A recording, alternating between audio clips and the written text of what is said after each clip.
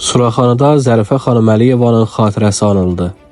Aprelin 28-də Suraxanı rayon icra hakimiyyətinin və Gülara Əliyeva adına 3 nömrəli uşaq incəsənət məktəbinin birgə təşkilatçılığı ilə akademik, əməkdar elm xadimi, görkəmli oftalmoloq alim Zərifə xanım Əliyevanın anadan olmasının 102-ci il dönümünə həsr olunmuş tədbir keçirilib.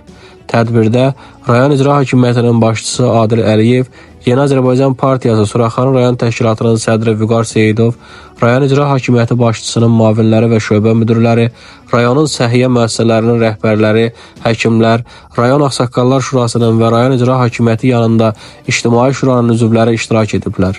Ulu öndər Heydər Əliyevin, Zərifə xanım Əliyevanın və Azərbaycanın ərazi bütövlüyü, dövlət müstəqilliyi, suverenliyi uğrunda canını fəda etmiş qəhrəman vətən övladlarının əziz xatirəsi bir dəqiqəlik sükutla yad edildikdən və dövlət himni səsləndirildikdən sonra akademik Zərifə xanım Əliyevanın həyatından bəhs edən videoçarx nümayiş olunub. Suraxanı rayon icra hakimiyyətinin başçısı Adil Əliyev çıxış edərək bildirib ki, akademik, görkəmli oftalmoloq alim Zərifə xanım Əliyevanı xalqımız sonsuz hörmət və məhəbbətlə xatırlayır.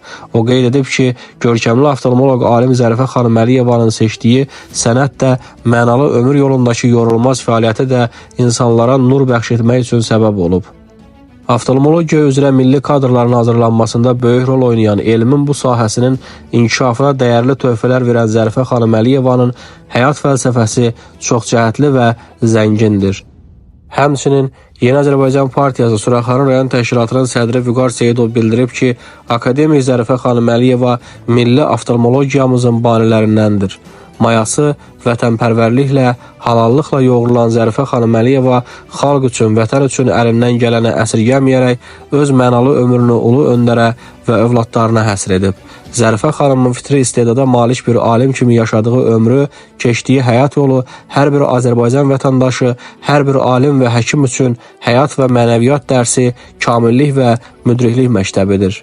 Bir nömrəli Birləşmiş Uşaq Xəstəxanasının baş həkimi Fikrət Zeynalovun və göz həkimi Yaqut Əşrəfovanın çıxışlarından sonra tədbir Respublikanın əməkdar artisti, Mədəniyyət və İncəsənət Universitetinin professoru, rayon ağsaqqallar şurasının sədr müavini Ağalar Bayramovun, Gülara Əliyeva adına 3 nömrəli Uşaq İncəsənət Məktəbinin dan ulduzu instrumental ansamblının, eləcə də məktəbin şagirdləri Yunis Məmmədli və İbrahim Ramazanovun təqdimatında bədii hissə ilə davam edib.